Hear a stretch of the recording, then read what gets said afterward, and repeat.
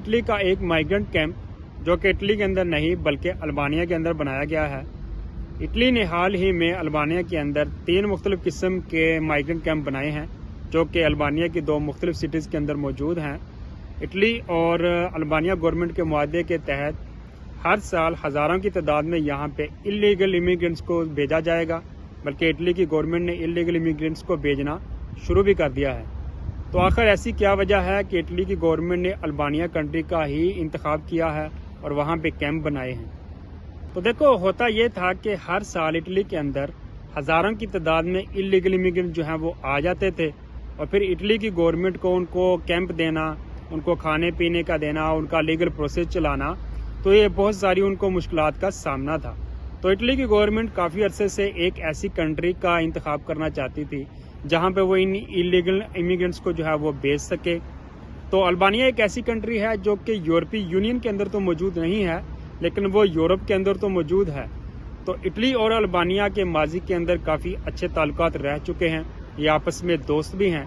तो उसका फ़ायदा उठाते हुए इटली की गवर्नमेंट ने जो अल्बानिया की गवर्नमेंट है उसके साथ बातचीत की है और फिर एक मुआहदा तय हुआ जिसके तहत इटली जो है वो हर साल मिलियन ऑफ जो यूरो है अल्बानिया की गवर्नमेंट को देगा और जो अल्बानिया की गवर्नमेंट है वो अपनी कंट्री के अंदर मुख्तलिफ़ किस्म के माइग्रेंट कैंप बनाएंगे जहाँ पे बच्चों और औरतों को तो नहीं भेजा जाएगा, लेकिन जो अडल्ट पीपल होंगे, जो इलीगल इमिग्रेंट्स आएंगे, उनको वहाँ पे रखा जाएगा और फिर उनका सेम वो प्रोसेस चलाया जाएगा जो कि इटली के अंदर एक इलीगल इमिग्रेंट का चलाया जाता है।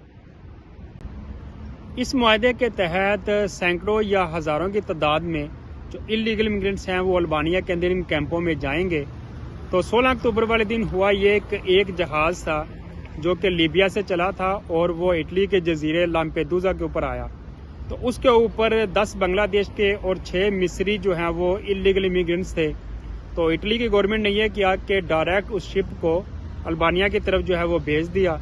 तो जब वो 16 इमिग्रेंट जो हैं वो अल्बानिया की सरजमीन के ऊपर उतरे और उस कैंप के पास गए, तो वहाँ पे जो 4 इमिग्रेंट्स थे उनमें जो 2 थे वो तो अडल्ट नहीं थे, तो उनको जो है वो वापस भेजना था और उनके अंदर जो बाकी 2 थे उनकी तबीयत काफ़ी ख़राब थी।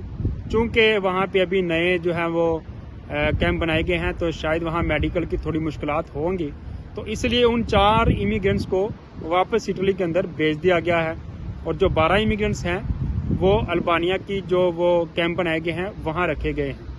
लेकिन दोस्तों, ये जो अमल है इटली की गवर्नमेंट का, ना तो यूरोपीय यूनियन को पसंद आया है और ना ही इटली के अपने लोगों और इटली की जो जुडिशरी है उसको पसंद आया है।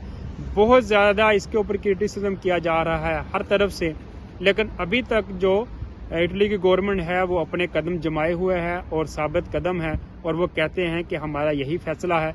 अगर आपके पास कोई अल्टरनेटिव है जिसके ऊपर कम खर्चा आए और हम जो है वो इलीगल इमिग्रेंट्स का कोई सोल्यूशन निकाल सके तो हमें पहले वो सोल्यूशन दे, उसके बाद ही हम इस फैसले को वापस लेंगे। क्योंकि कहने में ये आ रहा है कि जो 12 इमिग्रेंट्स वहाँ पे रह गए हैं, अभी तक 16 गए थे, 4 तो ऑलरेडी वापस आ चुके हैं, तो जो 12 वहाँ पे रह गए हैं वो भी वापस आने चाहिए। क्योंकि इटली के अंदर जुडिशरी और जो इनकी बाकी पार्टियाँ हैं और जो यूरोपीय यूनियन है वहाँ पे भी इस बात को डिस्कशन किया गया है कि ये इंटरनेशनल लॉ के खिलाफ है। क्योंकि होता यह है कि अगर इटली के अंदर कोई एक इलीगल इमिग्रेंट आता है तो उसको बहुत सारी सहूलियात दी जाती हैं, काम की उसको इजाज़त दी जाती है और फिर उसको अच्छी रिहाइश दी जाती है, खाने पीने का दिया जाता है, स्कूल में भेजा जाता है, तो काफ़ी ज़्यादा सहूलियात हैं। लेकिन ये जो कैंप वहाँ पे बनाए गए हैं ये कैंप कम लग रहे हैं और जेल ज़्यादा लग रही है। यहाँ पे किसी को भी इजाज़त नहीं होगी कि वो बाहर जा सके। ऑलरेडी उन्होंने जो है वो कैमरे लगाए हुए हैं हर तरफ और जंगला नुमा उन्होंने कैंप बनाए हैं जो कि देखने में ही जेल लग रहा है। और वहाँ पे जो सहूलियात होनी चाहिए जो यूरोपियन लोगों को दी जाती हैं या जो इमिग्रेंट्स आते हैं जो उनको सहूलियात दी जाती हैं वो वहाँ पे नहीं है। तो इसलिए इस बिना के ऊपर काफ़ी ज़्यादा जो है क्रिटिसिज्म किया जा रहा है कि अल्बानिया एक ऐसी कंट्री नहीं है कि जैसे इटली है वहाँ पे सहूलियात की कमी है। तो आप उन इमिग्रेंट्स को बजाय इसके कि अल्बानिया में मिलियन ऑफ यूरो खर्च करके वहाँ पे कैंप बनाएं और वहाँ पे उनको जो है वो पैसे दिए जाएं। क्योंकि एक रिपोर्ट के मुताबिक इटली के अंदर एक इमिग्रेंट के ऊपर 35 यूरो एक दिन के खर्च होते हैं, और वहाँ पे तकरीबन जो है वो 18,000 यूरो एक महीने का एक इमिग्रेंट का बनता है। तो वो कहते हैं ये समझ से बाहर है, तो इसलिए कैंप जो हैं वो इटली के अंदर ही बनाए जाएं, और जो इलीगल इमिग्रेंट आते हैं उनका यहाँ पे ही फैसला किया जाए, बजाय इसके कि आप अल्बानिया के अंदर वीडियो कॉल के ज़रिए उनका कमीशन देखें कि इनकी स्टोरी क्या है। क्योंकि असल में होता ये है कि जब एक इलीगल इमिग्रेंट असाइलम अप्लाई करता है तो फिर उसका कमीशन आता है, जहाँ पे 2-3 जज होते हैं, वहाँ आप अपनी स्टोरी सुनाते हैं।